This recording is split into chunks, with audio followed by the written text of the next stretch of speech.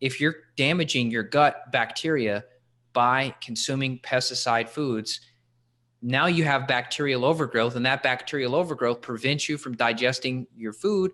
And then you don't have enough of those raw nutrients to build your hair. So the whole domino effect can fall apart just by you not doing enough organic, which sounds crazy, but it's true. 100%.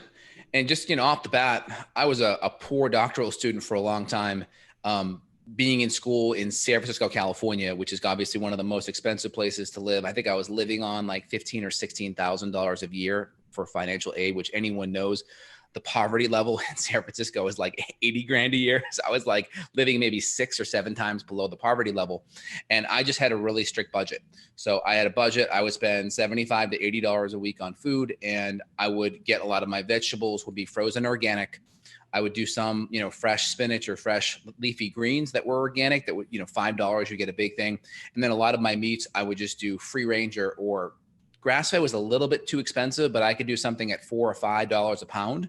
And because Amazon's bought Whole Foods, some of their grass-fed meat is under that price now. So you actually have better quality now. I would do a lot of chicken thighs, which would be very helpful. I would do a lot of skipjack tuna, which is, pretty good because the selenium to mercury ratio, and that's really good. And then I would do more free range eggs. I wouldn't quite get organic. So if you're not all the way on the organic, try to at least be hormone free, antibiotic free, if you can't quite get the pasture fed, grass fed. So there is an in between. It's not an all or nothing. So do your best just to make sure the foods are nutrient dense and anti-inflammatory, and then try to see if we can at least get an in-between quality. Maybe you go organic on the frozen vegetables, you get some fresh vegetables that are organic, you do some fish, you try to get some wild Alaskan sockeye frozen, maybe you go to Costco to get some stuff there, and then try to choose chicken thigh skin on over like a breast or any of the more expensive cuts. Stay away from the big steaks, ribeye, filet, those things, but you can at least do ground meat, you can at least do tuna fish, you can at least do chicken thighs, skin on. Those are really good starting points. And I've done it. I did that for 4 or 5 years. So I understand it. And I hope that helps.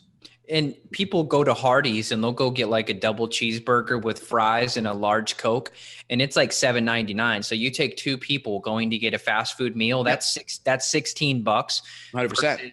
You could go to Whole Foods and you get an already cooked organic rotisserie chicken for $8 or $9.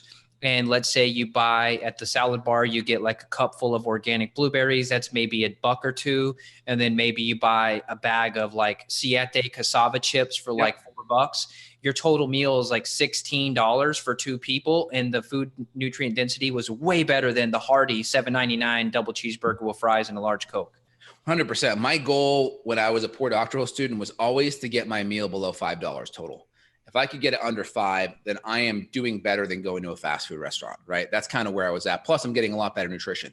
So just kind of people out there that are struggling with that, just make the priority. It's got to be a priority, number 1. You got to see the value in it. Number 2, junk food's artificially cheap because our government subsidizes soy and corn and wheat. So it's artificially cheaper. You're not really paying the real cost of it. And then number 3 is we got to look at what we're eating as the quality components are really important. You can't just eat it and think it's good. The quality has to be there too.